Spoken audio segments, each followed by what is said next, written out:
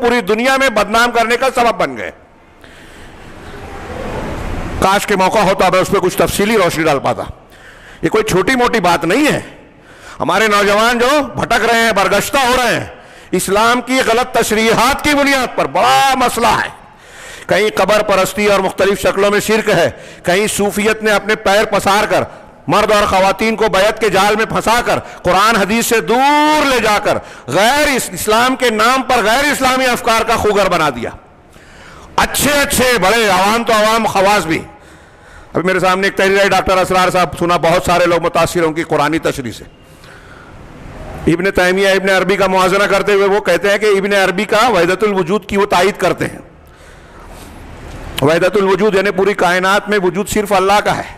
اب میں کئی مرتبہ یہ ذکر کرتا ہوں، آج جتنے بھی صوفیوں کے سلسلے موجود ہیں شاید کوئی سلسلہ ایسا موجود نہیں ہے جس میں وحدت الوجود کا عقیدہ نہیں ہے. اور یہ وحدت الوجود کا عقیدہ منبر رسول سے پھر دوہرا رہا ہوں کئی مرتبہ کے بعد کہ دنیا کا سب سے گھناؤنا شرک ہے، کفر ہے.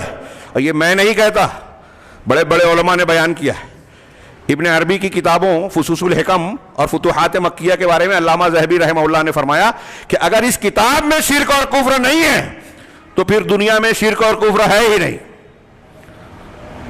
اور ہمارے ہاں اس ابن عربی کو صوفیاء اور دوسرے لوگ شیخ اکبر کہتے ہیں، اس کے عقیدے کی ترویج کرتے ہیں. حاجی امداد اللہ مہاجر مکی رحمہ اللہ، علماء دیوبند، اکابر علماء دیوبند کے بھی پیر صاحب، اکابر علماء بریلی کے بھی پیر صاحب، اور وہ وحدت الوجود کے عقیدے کو مانتے ہیں، اس کو بیان کرتے ہیں. یہ میں بیان کر رہا ہوں، بہت سارے لوگوں تک میری یہ آواز اور بات جب پہنچے گی تو وہ بہت ناراض ہوں گے، برا بھلا کہیں گے، گالیاں دیں گے، میں جانتا ہوں. اس کے باوجود اپنی یہ ذمہ داری مانتا ہوں کہ مسلمانوں میں شرک اور کفر کی ان باتوں کو بے نقاب کیا جائے. ہم غیر مسلموں سے شکوہ شکایت کریں، اس سے زیادہ ضروری ہے کہ اپنے معاشرے کو، اپنے مسلمانوں کے داخلی امور کو ان گندگیوں سے پاک صاف کیا جائے جس کی بنیاد پر اللہ کی مدد اور رحمت روٹتی ہے. لا تجعل مع اللہ الہا آخر فتقعد مذموما مخذولا. یہ قرآن کہہ رہا ہے کہ اللہ کے ساتھ کوئی اور معبود نہ بناؤ، ورنہ کیا ہوگا نتیجے میں؟ تم مذموم اور مخذول ہو جاؤ گے، قابل مذمت بن جاؤ گے، اور مخذول بے سہارا اللہ کی مدد نہیں ملے گی. صرف یہ ایک مسئلہ پوری دنیا کے مسلمانوں کے لیے بنیاد اور جڑ کی حیثیت رکھتا ہے کہ ہمارے ہاں اگر شرک ہوگا تو اللہ کی مدد نہیں ملے گی. ہمارے ہاں رسول کی مخالفت ہوگی تو قرآن میں فَلْيَحْذَرِ الَّذِينَ يُخَالِفُونَ عَنْ أَمْرِهِ أَن تُصِيبَهُمْ فِتْنَةٌ أَوْ يُصِيبَهُمْ عَذَابٌ أَلِيمٌ.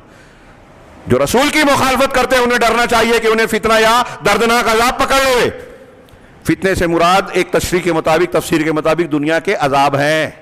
مسلمانوں کو رسول کی مخالفت کے عذاب نے گھیر رکھا ہے، میں ایسا مانتا ہوں. منبر رسول سے پوری ذمہ داری اور دردمندی کے ساتھ کہہ رہا ہوں کہ مسلمانوں کی بیماری کا علاج، مصیبتوں کو کا دفاع اگر ہمیں کرنا ہے تو یہ ان سے شکوہ شکایت کریں، حکومت سے شکوہ شکایت کریں.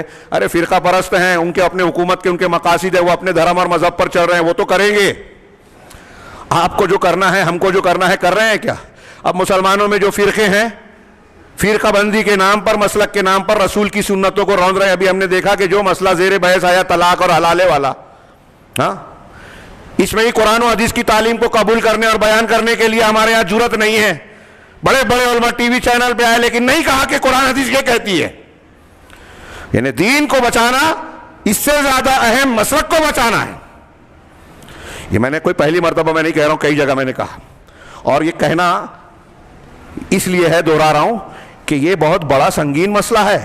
غور کریں ہمارے اکابر، ہمارے علماء، ہمارے بڑے چھوٹے بھی، کہ مسلمانوں کا اصل مسئلہ کیا ہے. ہمارے ہاں شرک پایا جاتا ہے، ہمارے ہاں بدعات ہیں، خرافات ہیں، رسول کی مخالفت ہے، اور سب سے بڑھ کر اس پر محنت بھی نہیں ہے، توجہ بھی نہیں ہے. ہم کہہ رہے ہیں، بیان کر رہے ہیں، لیکن ہم دیکھتے ہیں کہ لوگ دین سے جڑے ہوئے ہیں، فضائل کی بات کرتے ہیں، 20 سال 40 سال 35 سال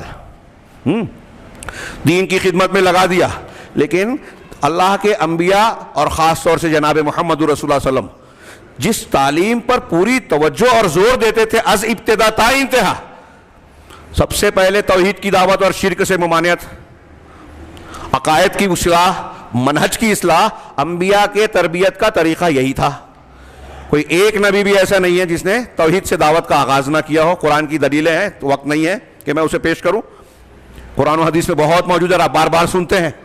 لیکن ہمارے یہاں دین اور دعوت کا کام کرتے ہیں, نبی کے طریقے پہ نہیں کرتے. اس طریقے پہ کرتے ہیں کہ لوگوں کو برا نہ لگے. اب میں نے وحدت الوجود کا, ابن عربی کا, امداد اللہ مہاجر مکی کا نام لیا تو لوگوں کو برا لگ رہا ہے, لوگ ناراض ہوں گے.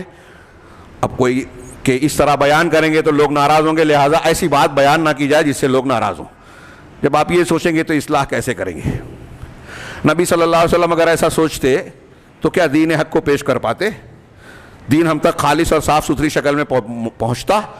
ہمارے صحابہ, تابعین, طب تابعین, محدثین, کوئی دور ایسا نہیں ملے گا کہ اسلام کی مخالفت نہ کی گئی ہو اور علماء اسلام نے ان کا رد نہ کیا ہو.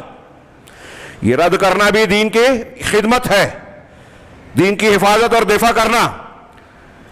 کہ امر بالمعروف نہی عن المنکر اور دعوت الی الخیر میں شامل ہے. علماء نے اس کو دلائل سے بیان کیا ہے. تو میں عرض کرنا چاہتا تھا